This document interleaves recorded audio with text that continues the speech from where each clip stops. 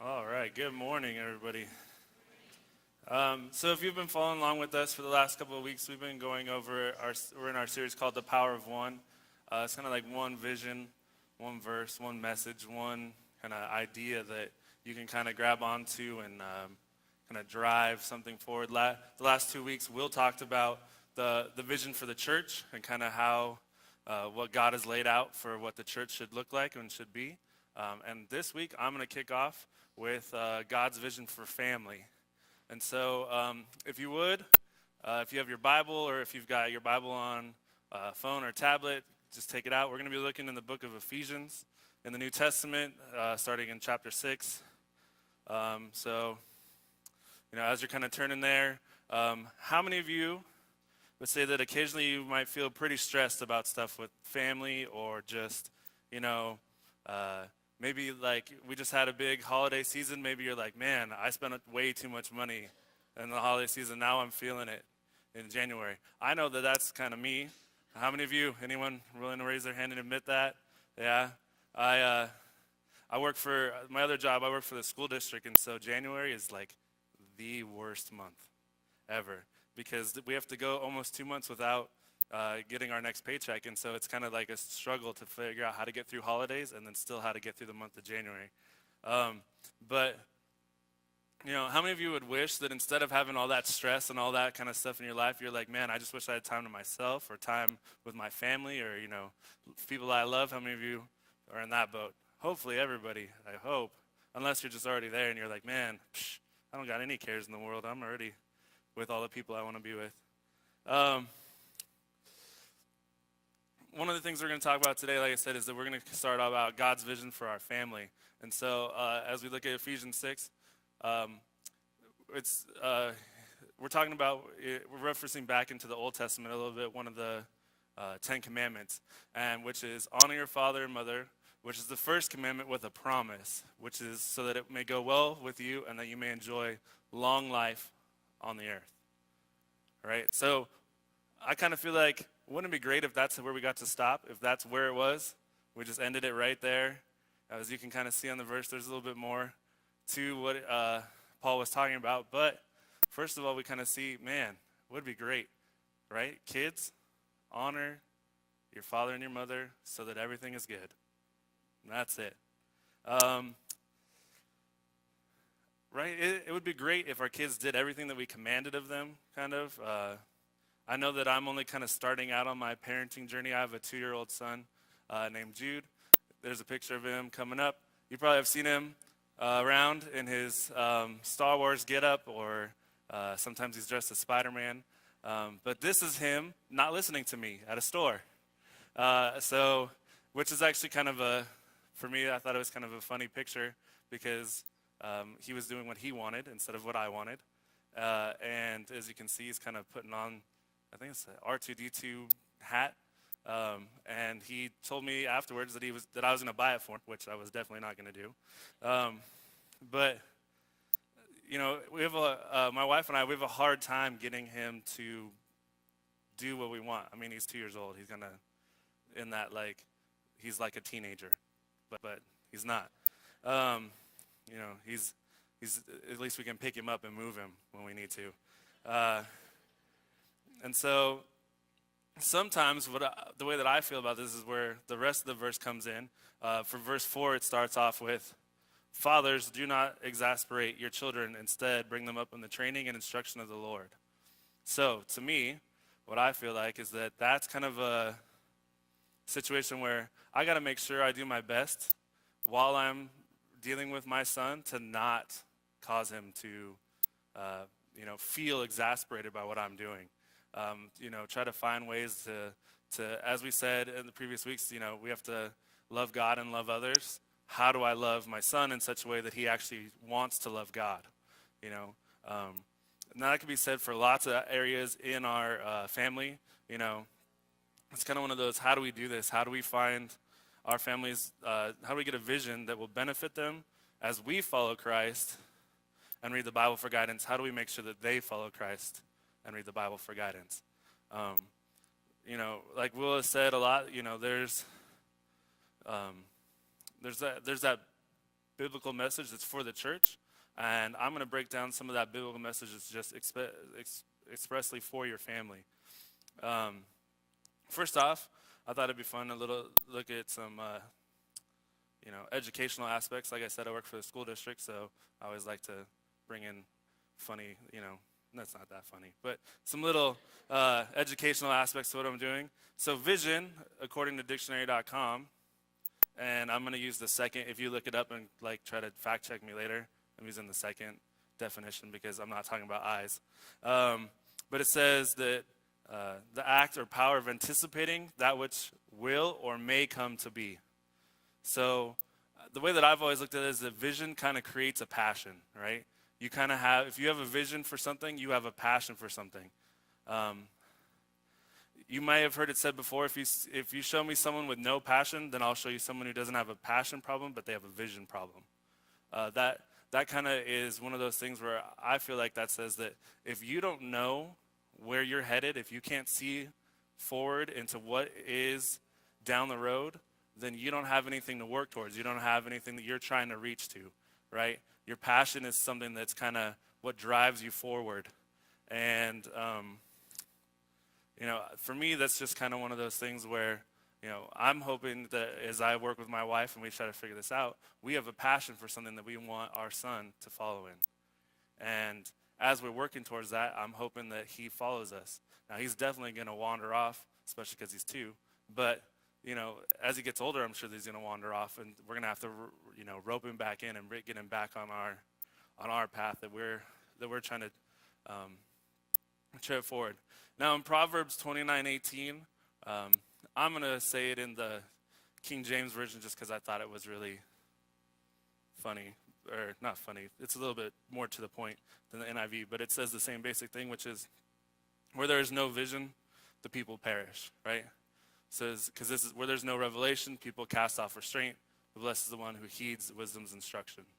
So it's mostly about, if you don't have a vision, you don't know where you're going, it's going to be tough, right? If you don't have the foresight to see ahead to where you're headed, you're going to just kind of be wandering in the dark. How many of you have ever gotten up at night, tried to wander through your house, didn't realize that you put the chair in the middle of the living room? That was me. Or if you have kids, didn't realize that they left out Legos, number one.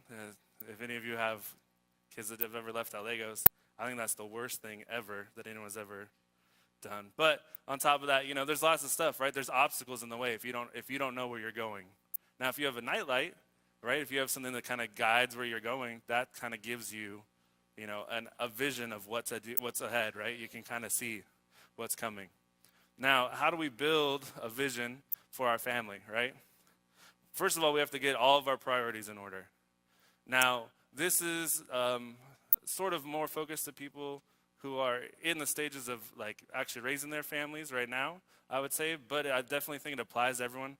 It kind of applies if you're a grandparent and you have grandkids, you can help, guide your grandkids. If you're a single person, it can give you something to work towards as you, think about getting married in the future. If you're just started off married and you don't have any kids, it's probably the best time to start working on some of this stuff. So, like I said, it's just kind of it might seem a little bit more geared towards people more in the life stage that I'm in, but that's because that's the experience that I have that I can actually speak out of. So, number one, I think it's kind of a sort of obvious thing, but you have to definitely establish your relationship with God, right? In John chapter 15, God says, if you remain in me and I will remain in you, I am the vine and you are the branches. If a man remains in me and I in him, he will bear much fruit. Apart from me, you can do nothing. So, that's kind of for me, that's a good thing, right? God is saying you have to remain in me. You have to be a part of what I'm doing. I don't think that it necessarily counts for about the amount of time that you're spending with God. That is a way to measure it. But whatever time you have set aside to do it, as long as that's what you're doing, as if your focus is, I have this time set aside to focus on God, that's the priority. Not necessarily, oh man, I don't have an hour and a half to do this. Or I don't have, I only have 15 minutes on my break at work. hey, if that's all you got, those 15 minutes can be the best 15 minutes of your life. Um, some of the other things to focus on for getting your priorities in straight. Number 2 is a relationship with your spouse. So we can see again some biblical principles for this in Ephesians chapter 5. It says, husbands, love your wives just as Christ loved the church and gave himself for her. Right? So that's a biblical model of what to do as a husband to a wife. In the same way, it kind of follows up, wives have to kind of do some of the same stuff back. And, it's definitely a partnership. It's not like a 50-50, I'll give you 50% of what I'm doing, you give me your 50%, we'll make 100 together. I've always heard it best that it's 100. And if that other person's giving 70, you got to give your 130. And so you kind of always got to figure out a way to make it that your relationship with your spouse is your number one focus outside of your relationship with God. And so that's a great way to get your family in order, right? Because as long as you and your spouse are on the same page, it's a lot easier to get your kids on that page. In 1 Peter 3:1, it kind of gives something for the wives to say. It says, wives, in the same way, submit yourselves to your husbands, so that if any of them do not believe the word, they may be won over without words, but by the behavior of their wife. So now I don't necessarily mean that I don't think that means don't talk to them, because clearly you need to talk, right? Communication is really important in a relationship, but it does kind of say, like, you can lead by example even if you don't feel like what's happening is the best thing, right? You can kind of do things that get everybody on the same page. So after you solidify your relationship with your spouse, you move to your relationship with your children. Now, building a relationship with children is difficult. I know that from working with the youth, from working in school district stuff. Finding a way to get kids to trust you is number one. So, always you have to build trust between who you are and who your kids are, right? If your kids don't trust you, they're not going to follow the things that you say. If you're kind of like, if you're really flaky on things, that's gonna reflect, right, in your relationship. One of the things I think is also super important is to verbalize your love and your commitment to every family member. There's some evidence out there that suggests that if you are kind of quiet about how you feel about people, then people typically take that as rejection and not acceptance. Like, if you don't speak to them about how you feel or any of that, they kind of take it more as well, he must not care, or they must not feel anything for me because they're not expressing anything to me. If you don't say it, it can become a doubt, right? If you're not verbally saying things, then it might be even if it's like, hey, I talk to my wife, but I don't say it to my son might one day be like, whoa, how come he says he loves her all the time and never says it to me? That's a little bit weird. And so you don't want to create that inside of your family. Another thing is that you have to figure out your life's message. So God is building a message with your life, right? Each one of us has our own unique experiences from which we can impact the world, right? Not every single one of us is called to do the exact same things, but we're each called to impact the world for God in some way. And so we have to figure out what that is, what the message that we have to offer. A lot of times, too, that people get caught up that maybe they're going through some struggles or some troubles that don't allow them to really know what their message is or how to share their message. I would argue that some of those troubles and things, those are only going to strengthen your message later down the line. If you're able to come through those things and, just kind of find ways to find hope inside of down times, that's going to help you communicate with someone else who has the same thing, right? In the exact same way with inside of your family. A lot of us lived and did some really dumb stuff when we were kids. At least I did. I'm sure that most of us did, right? Because we were kids. We didn't know any better. And when our kids grow up and they do the same dumb stuff, it's a lot easier to kind of relate to them if you're willing to admit to them, yeah, hey, I made some of those mistakes too. Or, those kinds of things. It's the same thing. You're meeting new people. It's a lot easier to relate with them as long as you have a part of your story to come from. And the fifth thing that I have as like a way to get your priorities in order is to find a way to get your business / your ministry, like what you do, you kind of get that in order. Now, so God is not in the business of really picking up the slack for you in the ideas of your relationship with Him, right? If you're not trying to connect with God, He's not going to reach out and try to connect back with you necessarily. For the most part, it's kind of like you're working towards your relationship with God. You know, if you're continuously ignoring God, that's how it's going to keep going for you. You know, He also doesn't really pick up the slack in your relationship with your spouse. That's an effort you need to put in, right? You have to work at your relationship with your spouse, and in the same way, you have to work at your relationship with your children. Now, if you don't get those things in order and make them priorities, then those relationships become undone. That makes sense, right?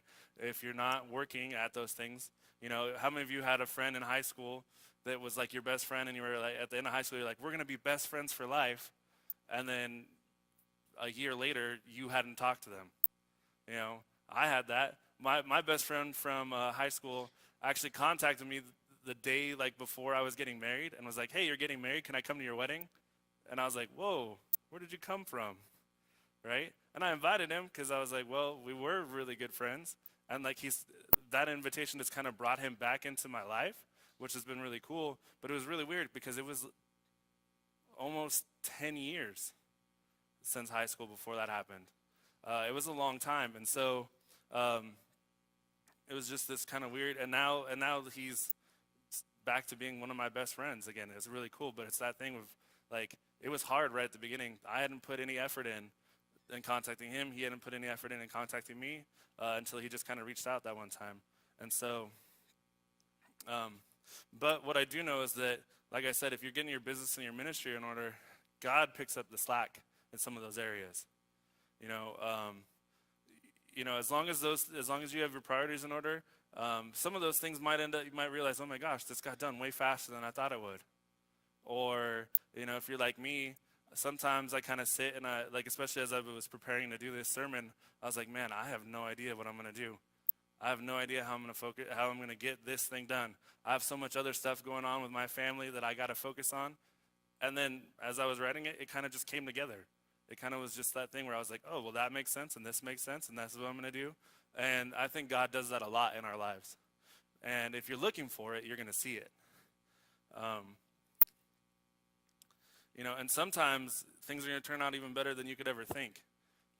That's definitely true for me. There's a lot of times where I'm sitting around and I kind of wonder if I'm even doing what I'm supposed to do, you know, and then something will happen and I'll be like, oh, wow, I guess that was good. I kind of thought that I threw it together. Happens a lot on Wednesdays. If you got kids in the youth group, they might tell you, man, Chris is up there just kind of winging it sometimes, and I am. But it feels like a lot of times those things come out okay, and the kids seem to respond to them, and I can only attribute that to being that it's God making those things happen. Now, some of the things, now that you kind of get some of those things in order, you have to establish for your family core values, right?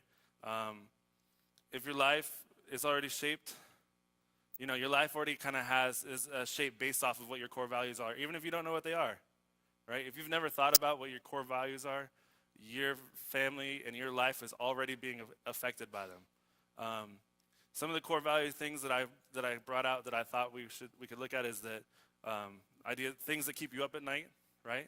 If you have something that's always on your mind at nighttime and you're like, man, I can't go to sleep because I keep thinking about that we don't have money for the next bill, or we don't have, you know, I don't know what we're going to eat for breakfast, or I don't know what's going to happen at work tomorrow. Those are the things that are like focused on you, right? Those are the things that you're holding really tightly to as a core value. Other things that are core values are things that you're willing to die for, right? If you have a cause, or if you have you know, your family members perhaps, or friends that you're like, man, I'd be willing to die on that hill. You know, there's that saying, I'd be willing to die on that hill for whatever it is. That's a value that you hold deeply. And then the other thing is the things that guide your personal priorities. Now, if you're not really sure how to identify what those things are, inside of your family, it would be really beneficial if I have some questions to ask you that you could ask yourself to kind of like help you find what those things are. Question number one is, what stirs righteous anger inside of you? Now, righteous anger is kind of that thing of like where you're upset about something, but it's not because you're mad or because your feelings were hurt kind of a thing. Righteous anger is more of like I know that that's wrong because of how I feel about it. It's kind of like based off of my biblical point of view, I can see that this situation is wrong, and that's something that makes me righteously angry. Other things are what makes you especially happy, right? What are the things that you look at and go, wow, that brings great joy into my life? Those are the things that I really like. Some other ones are, what are your most deeply held beliefs, right? What are you passionate about? A big one, what character traits would you like your children to develop? I've talked to a lot of parents over the years as being mostly a youth intern and now being here and being the youth pastor. And, parents often don't even have a real goal for what they want their kids to look like. And I think that's a big thing, that if you have a goal for what you want your kids to look like, it's a lot easier for you to shape them into that, right? It's a lot easier to find a way to get there. It's beneficial for you to pray for them, for you to talk to them, for you to affirm things in them. And it's also beneficial for you to maybe make some changes to what your thing is. If you're like, man, my goal is that my daughter will become, the next great surgeon, and they hate the sight of blood, you're probably going to need to like correct the course a little bit, right? And find something else for them to do. Another big thing that I think is important too to look at is, how would you like guests to feel when they enter your home? Do you want to have a home that when people come in, they're like, man, I can't touch anything in here, right?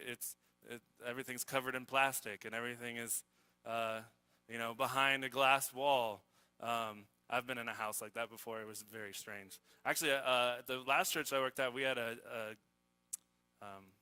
gentleman that attended there he ran his own business, and so he was fairly wealthy, and he would invite the staff over to his house a lot for different shindigs and things like that. And every time that I was in his house, I felt like I couldn't have any food or anything to drink because everything in his house was insanely nice.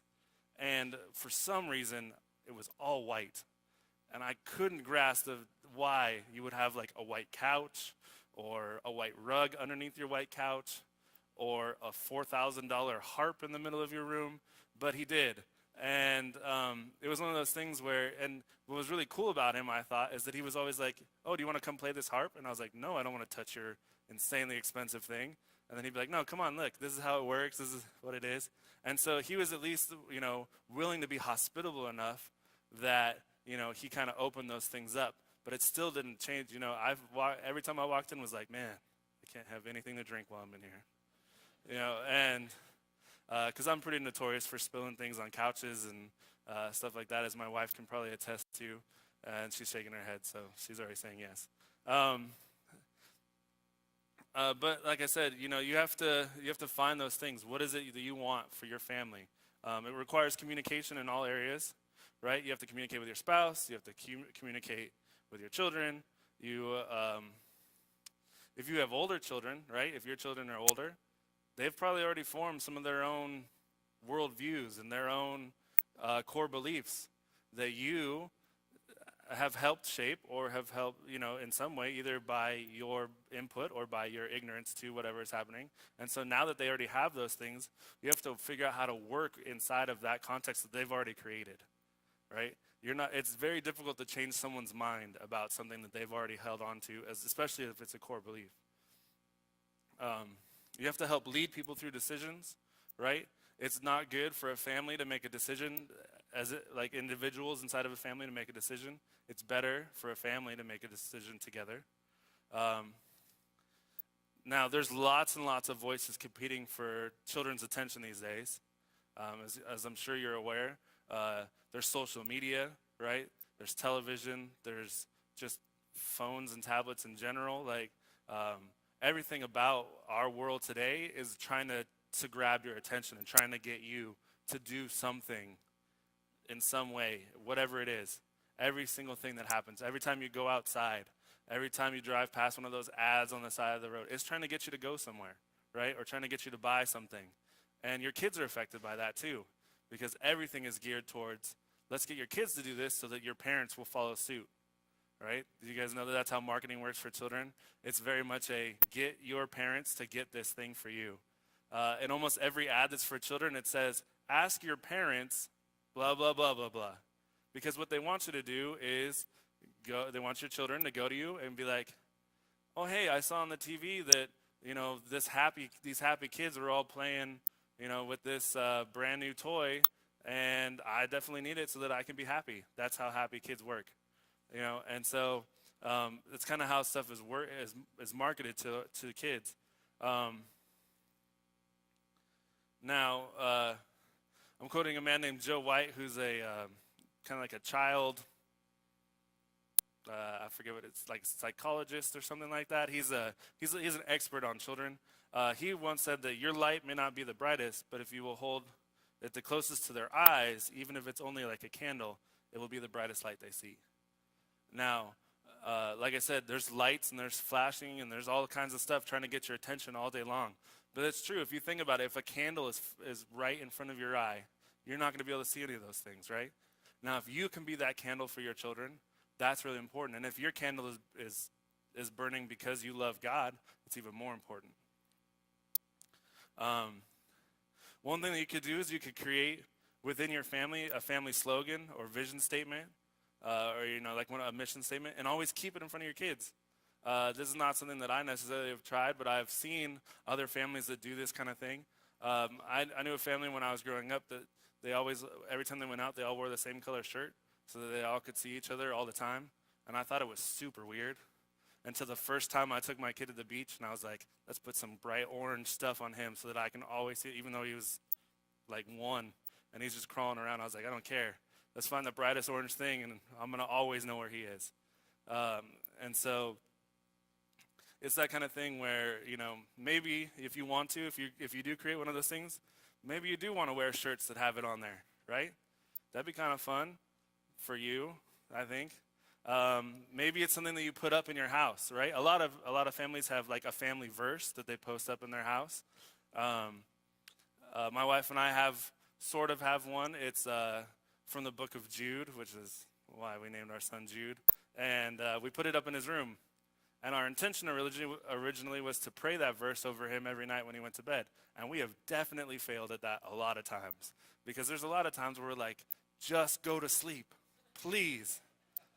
And so we kind of forget to do some of those things. But when we think of it and when we remember that that's kind of what we wanted to do, we do it sometimes still.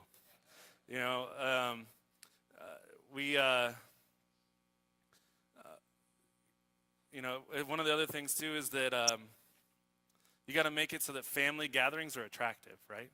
That makes sense. You got to figure out a way that if you want your family together and you don't want your kids going off and doing other stuff, right? You don't want your kids to constantly be like, can I go to somebody else's house? Because at their house, they do whatever. You got to start doing some of those things, right? Some of the ideas I wrote down about some of those things are such as family night, right? Schedule one night a week that everyone commits to attend. Don't let anything else get in the way of that. Try to use it as a way to have fun. Learn some lessons maybe inside of that. That's kind of my teacher input. You want to learn something when you're together with your family. I saw a thing online that said some people videotape their family nights so that later in life they can watch them.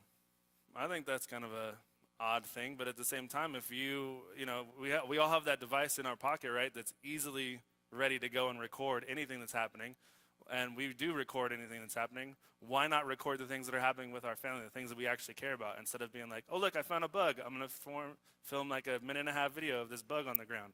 Also guilty of doing that myself. But anyways, something else, date nights, right? Date nights can be very important. Definitely want to take your spouse on a date hopefully every week. I don't do that. I'm super busy and she's super busy and we don't do it. But we do try at least to have them about once a month. Date nights I think are super important. Another great thing is to take your children on dates. You might want to reach out, like fathers, take your daughters on dates and Moms, take your sons on dates. Or even if you're gonna go on a date, you could take your kids with you and kind of model what you think a date should look like. That's a good way to train them, right? A lot of times we throw kids out into the world as like, go figure it out. Go have a date like you saw on TV. You know, the date where they're like, I'm gonna pick you up at 8 o'clock. Now, how many of you have ever started a date at 8 p.m. where you're involving food and a movie, which is like what every single TV show and movie ever says to do? I mean, that is a crazy late night starting at 8 p.m. But that's what kids are filled with, right? That's what kids think is supposed to be what's supposed to happen. That's the message that our world puts out to them, that it's okay to have that, that date that's like late at night, hours into the night. I mean, if you go and see a movie and eat dinner starting at 8 p.m., you're probably not getting home before midnight. And that's kind of a crazy thing to me, that would be what we kind of feed kids through, through entertainment and stuff like that. And so it's better, I think, if it comes from the family, that you model one-on-one time and building relationships and how to create memories with somebody. You can kind of call them date lessons, or you just kind of show them what it is like. I think one of the best things to do too is when you do some of these things, is you talk to your kids afterwards. My wife and I, we talk to our son all the time about stuff, even if he doesn't understand, because we want him to know. We want him to be able to learn how to communicate with us and how to be a big part of what we're doing. We tell him what we're doing, where we're going, why we're going places, and he's, like I said, he's 2 and he doesn't always get it. But there's a lot of times that later he'll bring it up as remember when we went, and remember when you said we're gonna go to the zoo, and I'm like, oh yeah, and I totally forgot. And so we kind of do yeah, we did say we're gonna go to the zoo, and we'll kind of work that into our schedule and figure out because that's what we want. We want him to be a part of what's happening. Another great thing I think for families to do together is to serve. This church has tons of opportunities for you to serve together as a family. We do things like the Ladle Fellowship.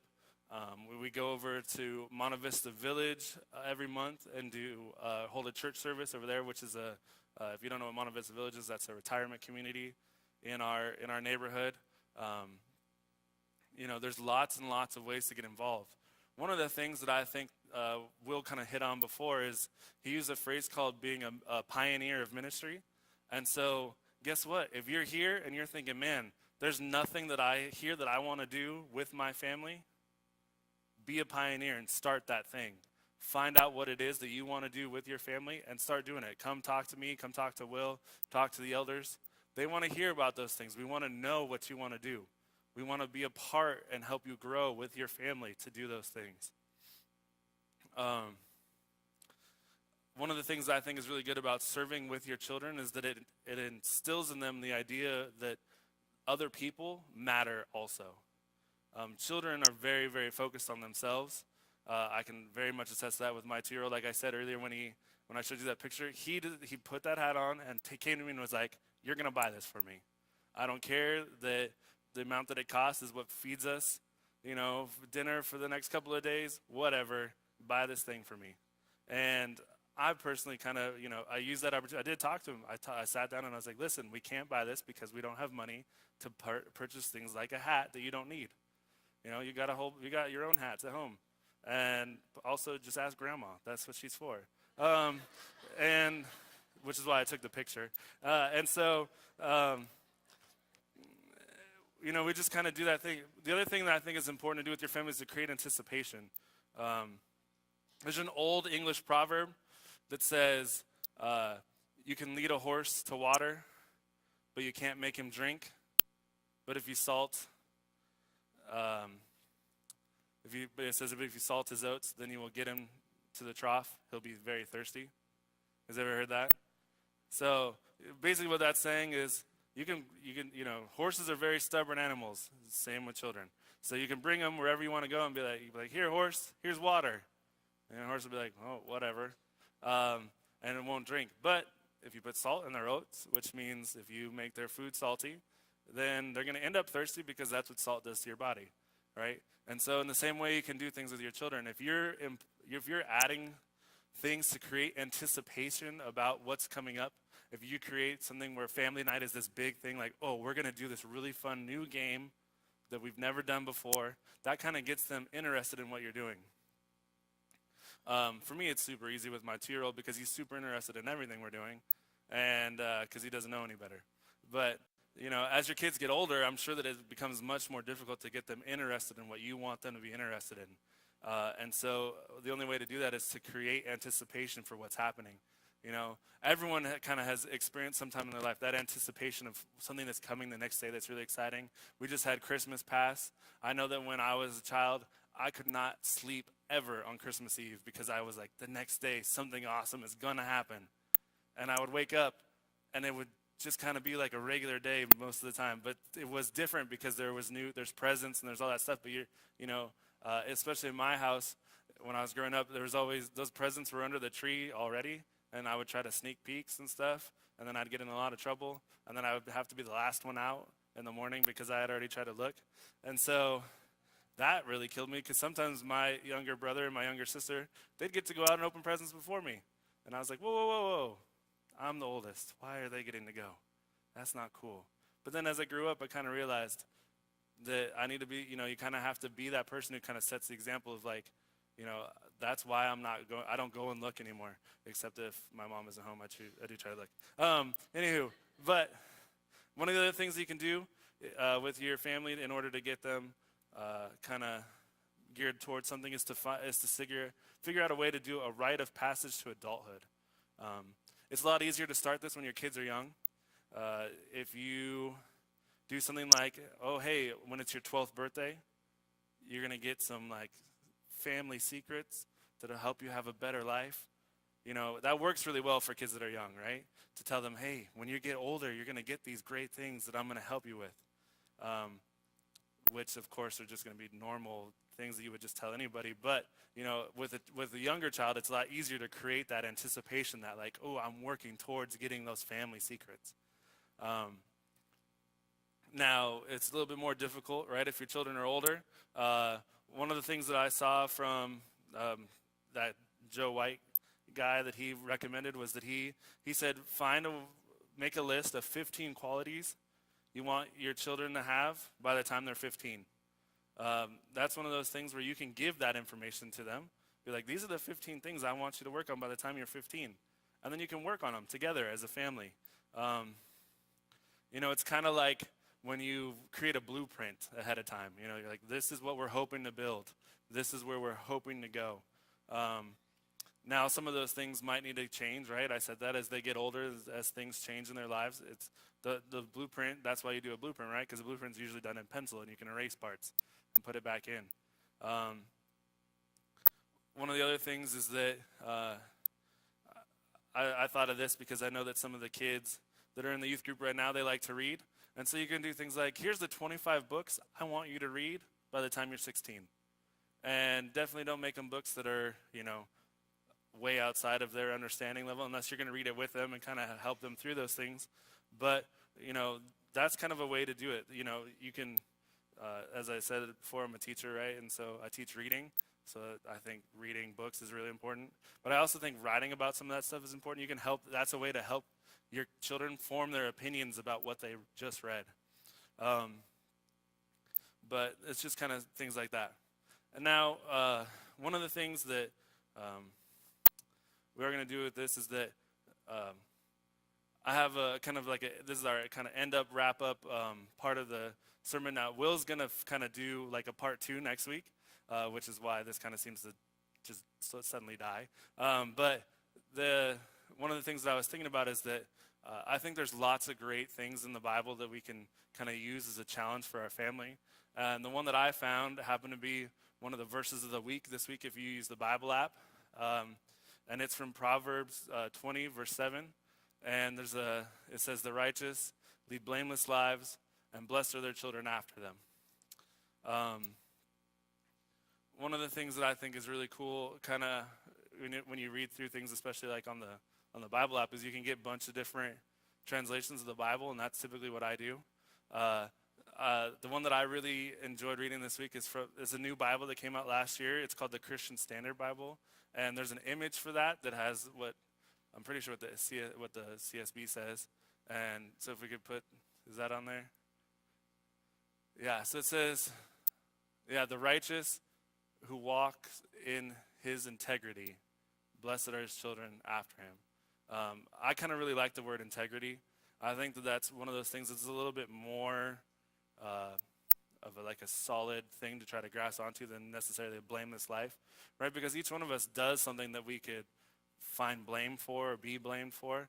But when I think of the word integrity, this is something that when I was an intern was really pushed down on me from the pastor that I served under. Is that he said you need to live a life of integrity so that when things come into question about you, people can look at what your life is and know that if something's amiss, that's something they need to try to help you correct in your life, or it might be something that's totally out of left field, and they're like, there's no way that that's what's going on in his life because of his integrity. I know the kind of person he is, and so that's one of those things that I just really want to like kind of finish on a challenge to you, that you live your life with such integrity that your children, when they follow after you, are blessed by the way that you lived. You know, that the things that happen inside of your life aren't kind of coming out of, there's never going to be that thing of like total left field where no one knows what's going on. Or that someone can't say, well, that's definitely not a reflection of that person. And so I'm going to ask the band to come back up, and we're gonna do a song that I think has a really cool message about family in it. That is kind of like a, I guess like a, I don't know how to say it. Like it's sort of hidden in the song, but not really. It's a hymn that a lot of you should know, and yeah. So I'm gonna pray while they come up, and after they play the song, if you would like to come and talk to me down here about your family, about casting a vision for your family, or if you have things that you need prayer for, if you would like to try to make a decision with what's happening with your family and you want to share it with the church, I would love to hear about it. All right?